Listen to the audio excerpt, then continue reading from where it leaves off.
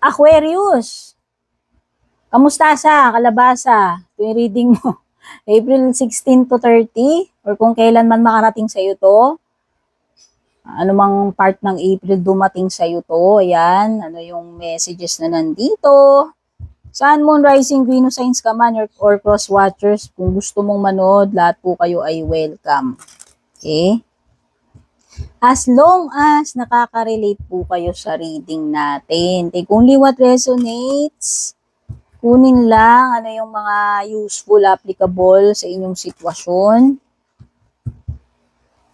Maraming salamat sa pag-drop by bago ko man dito or matagal na para manood. Ayan. Comment nyo na lang dyan sa ibaba. Kamusta kayo? Taga saan kayo? Saan nyo natagpuan yung reading ko? Ayan. First card mo, Aquarius, is number 3, marriage card. Parang si Capricorn. Ganyan na ganyan yung bungad niya. O baka kakonect mo si Capricorn. Second ay Thief, number 24. Oops, number 30. Uy, ano to? Naku parang nakakasense ako ng agawan dito, sulutan ng jowa or asawa. Number 31.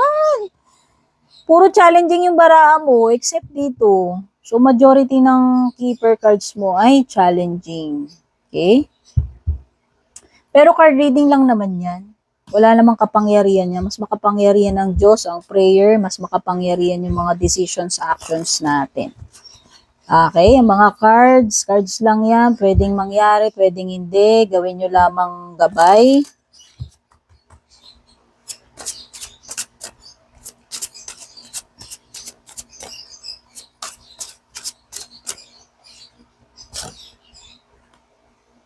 Four of Cups, reversed. Page, Pentacles, reversed. Five Pentacles, reversed. Devil. Eight Pentacles. Knight Cups, reversed. Sa bottom, Two of Cups, reversed.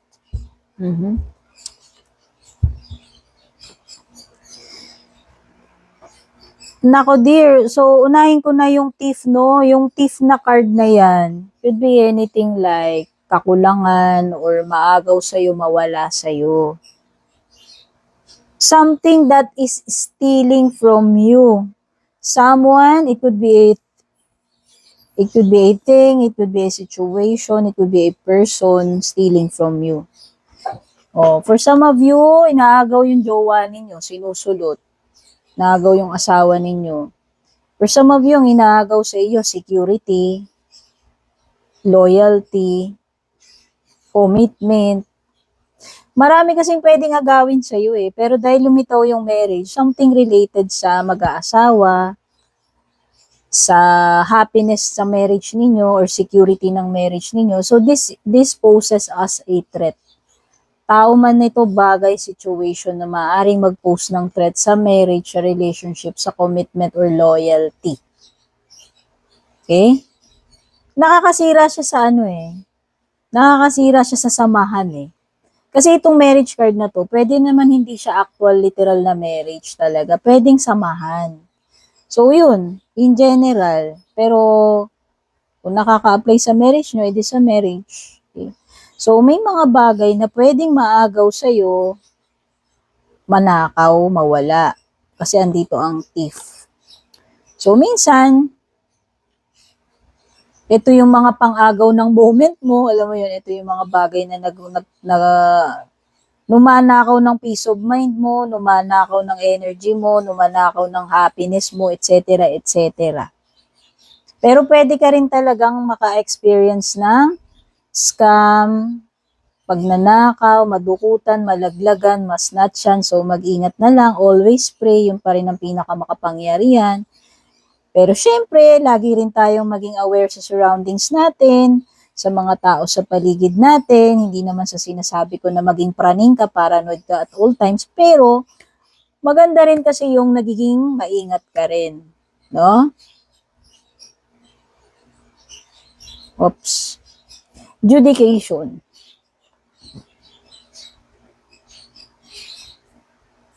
Judication, pwedeng mga legal matters to like hearing, court proceedings, mga subpoena, legal documents, pangangailangan ng services like lawyer, advisors, doctors.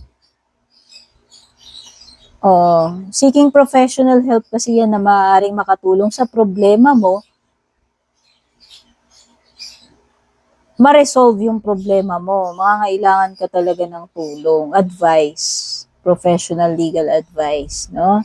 Especially kung nanakawang ka dyan, especially kung may kinalaman sa marriage yan, like annulment, divorce, alam mo yun, kabit-kabit, kasi may thief may epal pwedeng iba talaga sa inyo, in bad health na talaga yung relationship ninyo,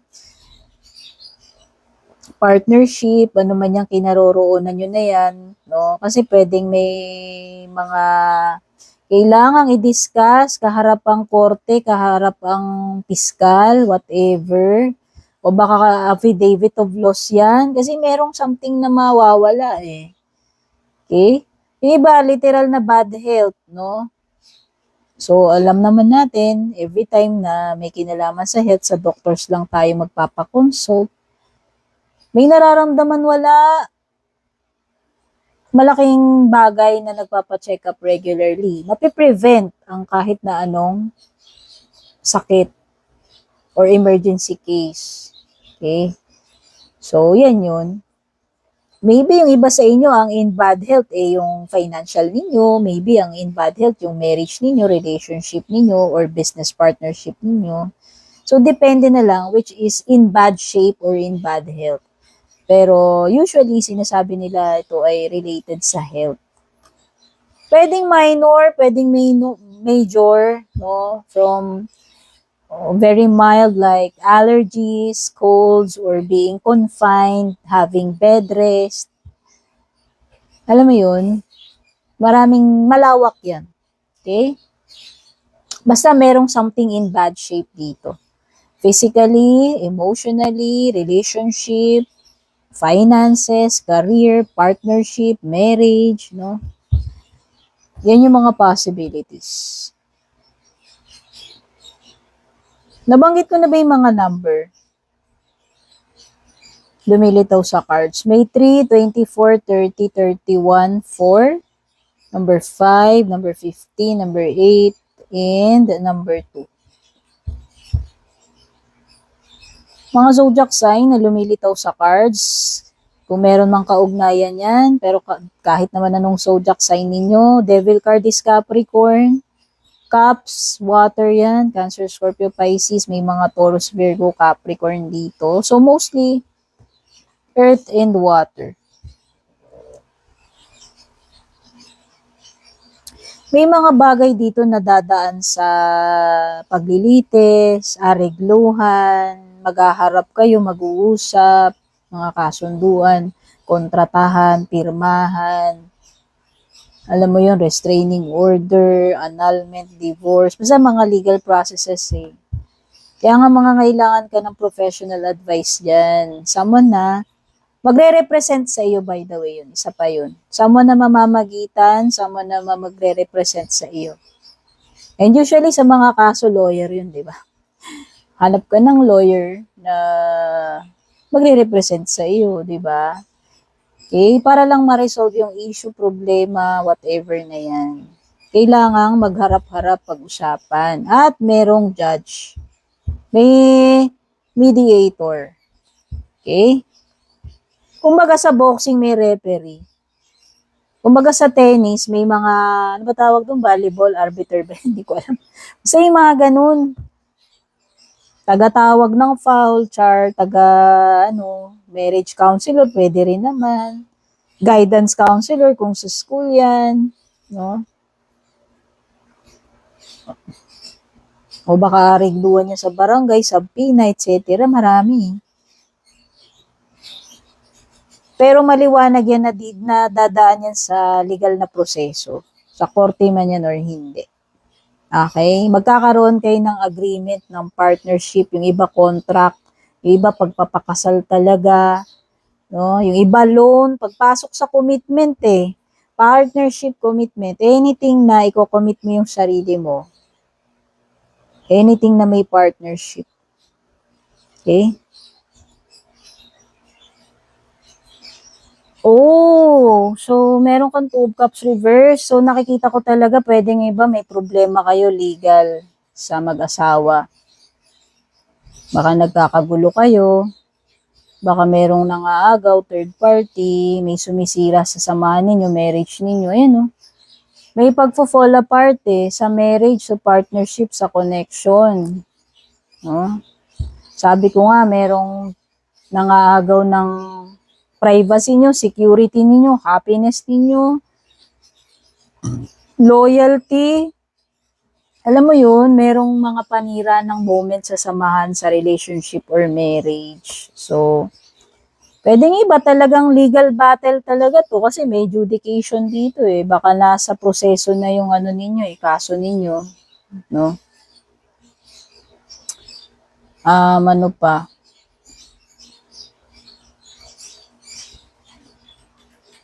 Devil card, temptation. Ito na nga yung mga agaw. Mga agaw ng jowa, mga agaw ng asawa. Bad influence, pwede rin naman. Pwedeng toxic na bisyo, habit, toxic na lifestyle, toxic na trabaho, toxic na kaibigan, toxic na family member, toxic na asawa. Lahat ng toxic, lahat ng illegal, mali. Lahat ng bagay na wala namang pupuntang mabuti, maganda para sa iyo. Ito yun, devil card situation. Okay?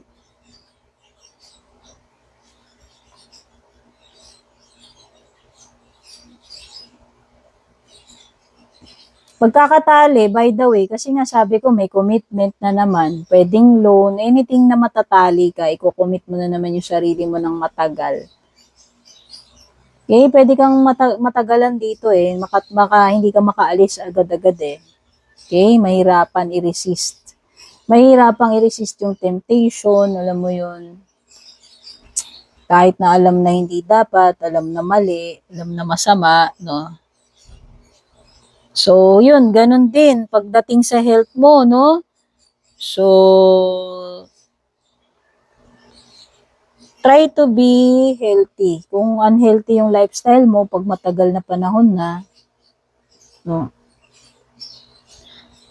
Think about your future, think about yourself, your family, kasi health is wealth, no? So, eliminate mo lahat ng mga toxic sa buhay mo. Okay? Try to live a healthier, try to improve your lifestyle kung unhealthy yung lifestyle mo. Kasi eventually, pagbabayaran mo rin yan. Kasi ang importante ang health Bali, wala na yung pera natin pag unhealthy tayo. Totoo lang. Di ba? Hindi na rin, actually, question din actually yung pera. Sa panahon ngayon, napakamahal ng healthcare. Consultation pa lang sa doktor mo, may tatanong ka pa lang, magkano na. Kaya yung mga gamot mo pa, maintenance mo, surgery, emergency care, kung na-critical ka pa, ICU. Alam mo yun, mas makakamura ka kung regular ka nagpapa-check up, mas makakamura ka kung pinipilit mong maging healthy yung kinakain mo, yung lifestyle mo. No, alam ko hindi madali yun. Siyempre, siguro sa iba madali lang kasi healthy na sila sa beginning pa lang, pero hindi tayo lahat maraming datong di ba? So, lalo na kung hindi tayo mayaman, di ba? Or meron tayong mga lahi-lahi, di ba? Sakit. Pero kasi minsan may mga nade-develop na sakit sa lifestyle kahit wala naman tayong lahi, di ba? So, yun lang yun. Health is wealth. Iwasan, pag bawal-bawal, kahit natitempt ka, tiisin mo dear. O halimbawa, nagpapasexy ka, tiis ganda. Diba? Huwag cheat ng cheat sa pagkain, char, sa diet. Okay? Basta kung ano naman yung devil card situation na yun, pwedeng ma-attach ka dyan, ma-obsessed ka for a while, hindi mo matatanggihan kahit alam mo masama, bawal. Or yun nga, yung mga toxic situation, person, or mga toxic na bagay sa'yo. Andun yung attachment, no? nandun yung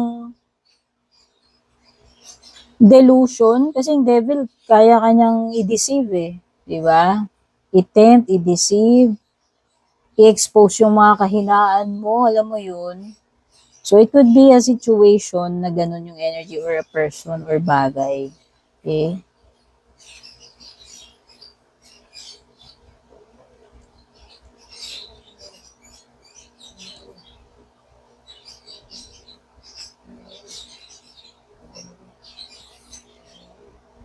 Okay, may recovery naman somehow with the Five of Pentacles. So, meron mang mawala sa'yo, maagaw sa'yo, pwede pang ma-recover kasi nakikita ko Five of Pentacles reversed.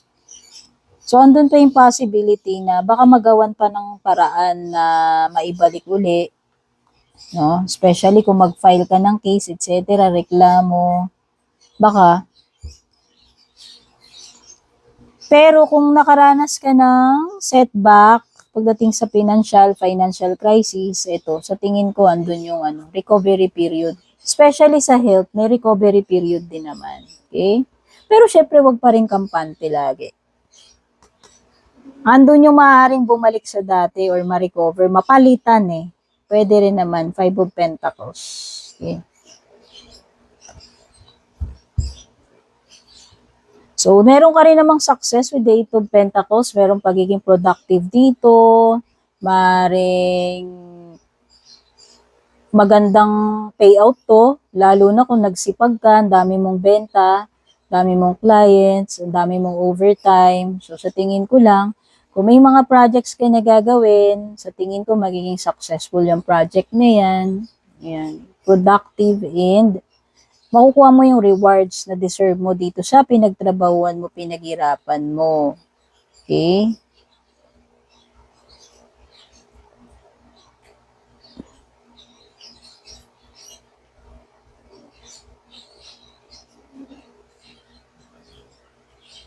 Kung meron umalis na person, pwedeng bumalik ha. Diyan yung Five of Pentacles reversed. Nang ghost man yan, umalis, nag-disconnect. Pwedeng magparamdam uli yan. Pero sa ngayon, nakikita ko wala pang message eh. May delay when it comes to messages, sa mga ina-expect mong phone call, email, messages, Page of Pentacles delay dyan. O pwede rin about money yan, transaction sa pera, or message na hinintay mo related sa pera, pwedeng may delay. Hindi ibig sabihin na hindi na darating, delayed lang, okay? So, yun na nga, merong unsuccessful partnerships, whether sa marriage yan, relationship, or business partnership, pwedeng maging unsuccessful yan.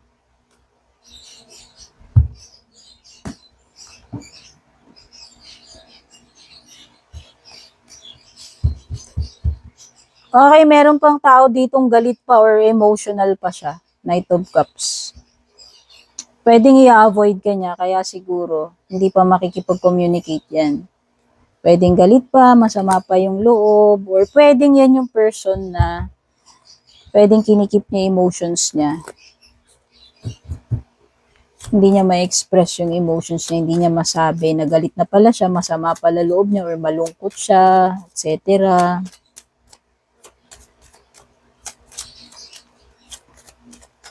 Tingnan natin love life mo. Palm tree, separation talaga, o baka divorce, annulment, separation, yan, breakup. Kasi nga nakita ko may dispute eh, may mga legal matters when it comes to marriage, relationship. Karmic relationship mo daw tong person na to, kung alam mo yun. May mga lessons learned dito sa relationship na to. Oo. So, may mga resentment, may mga galit, sama ng loob dito sa connection na to. Nandyan yung mga problema, turmoil, lessons to be learned, nandyan yung pagle-let go, kasi nga nakikita ko rin yung separation, nandyan yung sadness, missing you, thinking about you, pagiging unsure ng future ninyo, nandun talaga yung hiwalayan, yung mga issues, problema. Ayan o, ang something talaga issue dito, stability. Loyalty, stability. Doubtful ako kung magtatagal pa to kasi nakita ko na nga dyan na parang nasira yung stability at trust. May betrayal, no? Pero ano, may pagfo-fall apart talaga eh, in separation na. Kumbaga, in bad health na talaga, in bad condition na yung samahan, marriage, relationship, or connection na to. So, most likely, hindi na to magtatagal, mauuwi rin talaga sa separation, and pagle-let go. Pero meron ditong person na nag-i-stalk sa'yo, or person na ini-stalk mo, vice versa. This person is watching, looking, stalking you, pwedeng ginagaslight ka, no? Yan. Pwedeng yung third party yan. Pwedeng ikaw, pwedeng yung person mo.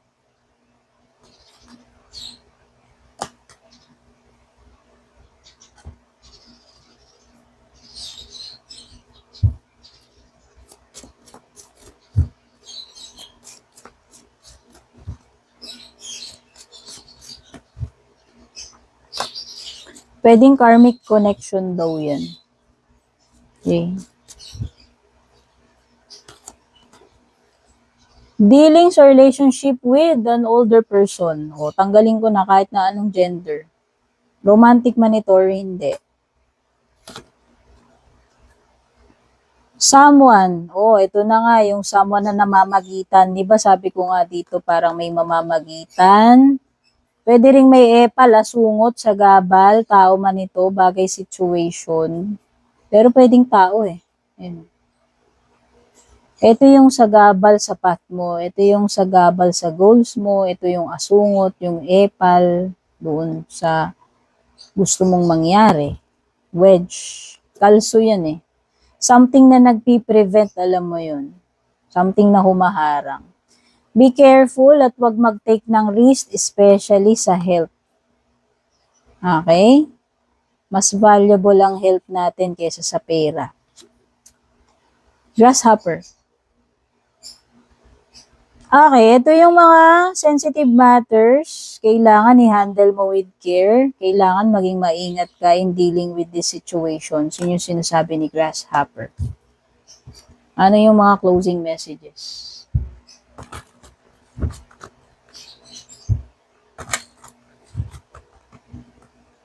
O, handle with care. Health man yan, pera, marriage mo, mga legal matters, diba? O, it's up to you daw. Depende. Depende kung kailan mo gusto. Depende kung hanggang saan mo itatagal. Depende kung kailan mo sisimulan. Depende kung naniniwala ka. Depende pa rin sa'yo, Aquarius. Bottom line, depende sa'yo yan.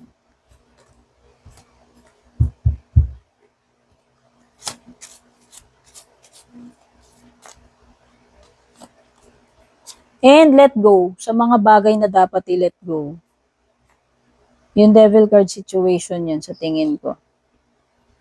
Wala namang magandang pupuntahan, walang mabuting maidudulot sa iyan. Okay? And i-reconsider. Especially mga contract, mga pinipirmahan, or kung ano mang mga important matters ito, reviewin mo, i-reconsider mo. Okay? Godspeed, babush.